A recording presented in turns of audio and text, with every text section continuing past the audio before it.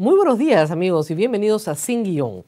Antes de iniciar el programa, queremos contarles sobre los programas de Derecho Corporativo de ESAN, dirigidos a todos los profesionales que busquen impulsar su carrera en el área legal de su preferencia.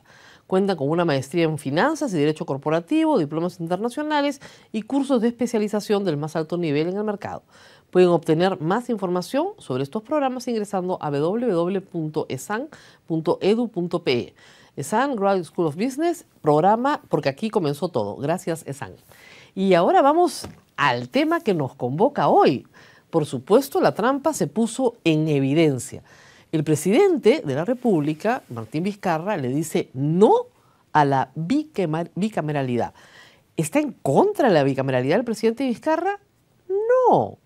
Él la propone en una reforma al Congreso de la República, pero está en contra de que le aprueben la bicameralidad con trampa. Así, no. Si hubiera sido de otra forma, sí, pero de esta forma, no. ¿Qué hizo el Congreso? Además de eliminar la cuota femenina, es decir, mantenerla en 30 y no subirla a 50, que era el pedido, además de eso, y lo más grave, ha sido que metió mano en dos artículos muy sensibles de la Constitución del Perú. Miren, esta Constitución que rige todos los destinos del país, sus derechos constitucionales y las relaciones entre los poderes del Estado, es, aunque usted no lo crea, un artefacto muy sensible, muy delicado. Es como si usted tuviera, no sé, un artefacto en casa que usted quiere mejorar y le cambia algunas piezas y le pone unos repuestos, ¿no?, de muy mala calidad. Probablemente el técnico le diga, mire, le va a durar, pero le va a durar poco. Porque este es un artefacto sensible que usted no puede sustituir con piezas de mala calidad. ¿Qué es lo que dice el artículo 133 y 134, la famosa cuestión de confianza? Yo lo he explicado en este programa. Recoge la experiencia histórico-política del Perú. Es decir, desde tiempos de Bustamante y Rivero, Belaúnde Terry y Alberto Fujimori, cuando el Congreso tiene una mayoría opositora, el asunto termina normalmente en golpe de Estado. ¿Cómo hacemos para que esto no suceda? La Constitución del 79 ya introducía la cuestión de confianza, pero con la censura de 3 gabinetes y solo para la Cámara de Diputados. ¿Ok? La Constitución del 93 hace más radical justamente esta válvula de escape. Es un mecanismo delicado, excepcional, que se utiliza justamente para una situación en la cual el Ejecutivo no tiene mayoría en el Congreso o no la puede formar y es atacado permanentemente por la mayoría adversa en el Congreso. Es una salida para bajar esa tensión. ¿Ok? En el Perú no se usó ni en el gobierno de Paniagua, ni en el de Toledo, ni en el de García, porque lograron constituir mayoría propia, aun cuando no lograron la mitad más uno de todos los votos en las elecciones, lograron con alianzas puntuales constituir mayoría. En el gobierno Humala ya se comenzó a usar, porque es un gobierno que su relación con el Congreso se precarizó muy rápidamente. No llegó a plantearse la disolución del Congreso, pero estuvo en algún momento sobre la mesa. Sin embargo, es en este gobierno, con una mayoría inicial de 73 congresistas, donde era evidente que estos artículos se iban a usar.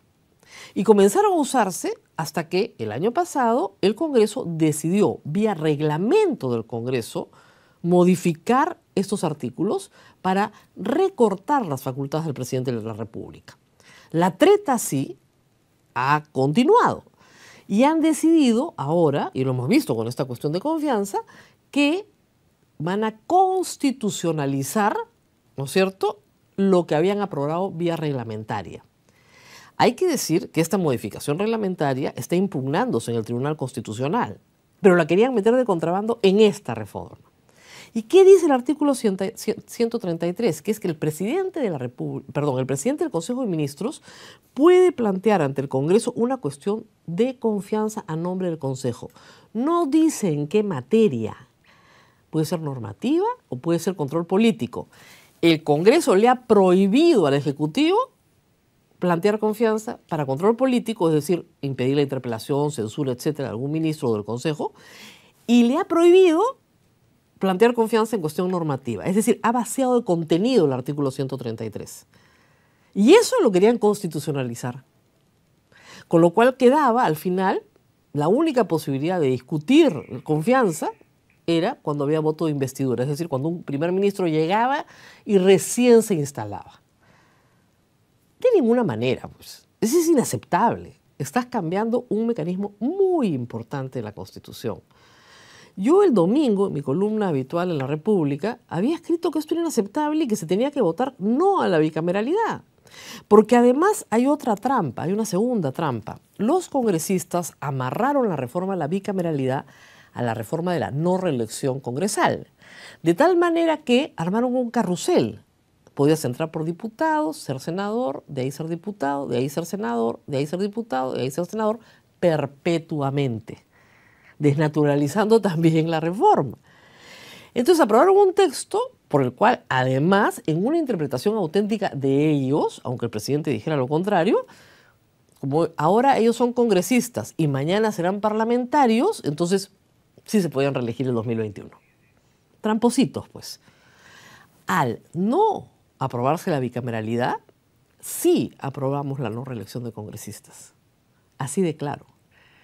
Porque si votamos por la bicameralidad, queda mediatizada la no reelección de congresistas. Y miren, yo, como muchos peruanos que hemos estado en el sector académico por mucho tiempo, estamos a favor de la bicameralidad y estamos en contra de la no reelección de congresistas y vamos a tener que votar por culpa de este Congreso exactamente al revés, por tramposos. Que el señor ministro Ceballos y el ministro Villanueva fueron la madrugada del 4 a votar a favor de estos proyectos, sí. ¿Por qué lo hicieron? Ellos lo tendrán que explicar. Que fue una jugada calculada para que luego, cuando el presidente convoca y el Congreso ya no se puede meter en los textos, ¿no es cierto?, sacaran este sombrero, este conejo del sombrero, lo dudo. Tan elaborados no son. Creo que fueron al Congreso, a sacar adelante el referéndum a como diera lugar. Y con todos los proyectos aprobados. Y después verían qué posición tomaba el gobierno y qué posición toman ustedes. Porque son ustedes los que van a votar. El presidente tiene un voto, el suyo. Yo tengo el mío y usted tiene el suyo. Y cada uno tiene que decidir cómo vota el 9 de diciembre. Esto, por supuesto, ha generado la pataleta olímpica en el Congreso porque se han visto descubiertos. Esa es la verdad. Y quieren ahora interpelar al señor Villanueva y al señor Ceballos. Yo propongo que no los interpelen solamente, que los censuren. Ustedes saben qué pasa si los censuran, ¿no? El presidente de la República está facultado para disolver el Congreso si está censurado o negado su confianza a 2 consejos de ministros. Entonces, si van a ser tan machitos de salir a decir, vamos a llamar a Villanueva, que responda por sus votos, llámenlo, todo el Perú va a aplaudir. El referéndum sigue igual, ¿ah? Así censuren a Villanueva y el presidente disuelve el Congreso, el referéndum sigue exactamente igual y se vota el 9 de diciembre. Ya está convocado. Si a la oposición no le gusta que el presidente haya expresado su opinión, que hagan política, que salgan y que convenzan a sus electores de que voten sí a la bicameralidad. Les deseamos mucha suerte. Pero no debieron haber metido artículos tramposos porque la cuestión de confianza no era parte de la convocatoria del señor Villanueva, ni del señor Vizcarra. Los habían convocado, les habían mandado un proyecto de ley para que reformen la bicameralidad, no la cuestión de confianza. Porque si se trataba de reformar toda la Constitución, hubieran empezado por reformar la inmunidad parlamentaria, ¿no es cierto? Miren lo que ha pasado ayer, para muestra un botón. La señora congresista Esther Saavedra sí puede querellar a un periodista, pero el periodista no lo puede querellar a ella por haberle pegado. ¿Ah? No puede denunciarla ni por lesiones, ni por falta, ni por nada. El congresista Donaire está sentenciado por robo de gasolina. Sus compañeros de armas presos, él libre. Entonces, si van a modificar otras cositas, hubieran modificado esa, ¿no es cierto? Bueno, lo curioso es, además, que incluso algunos miembros de la bancada de Peruanos por el Cambio, por supuesto, está en contra de la posición del presidente Vizcarra. Es que les va a doler mucho. Les va a doler mucho, ¿por qué? Porque no van a poder postular en el año 2021. pero han sido advertidos durante todo el proceso. La bancada de Nuevo Perú votó en contra de la bicameralidad por esta razón y por el tema de la paridad. Han sido advertidos durante todo el proceso que las trampas se iban a poner en evidencia. Han querido hacer trampa, la trampa ha sido revelada, el país entero lo sabe y el país entero votará.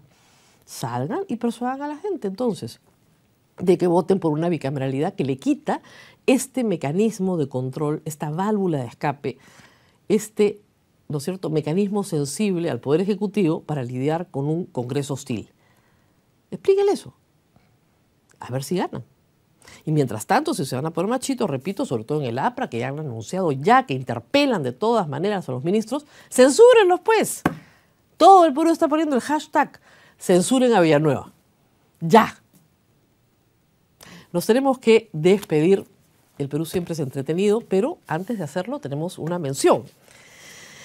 Los programas de derecho corporativo de SAN, dirigidos a todos los profesionales, buscan impulsar su carrera en el área legal de su preferencia. Cuentan con una maestría en finanzas y derecho corporativo, diplomas internacionales y cursos de especialización del más alto nivel en el mercado. Pueden obtener más información sobre estos programas ingresando a www.esan.edu.pe. SAN Graduate School of Business, porque aquí comenzó todo. Gracias, SAN.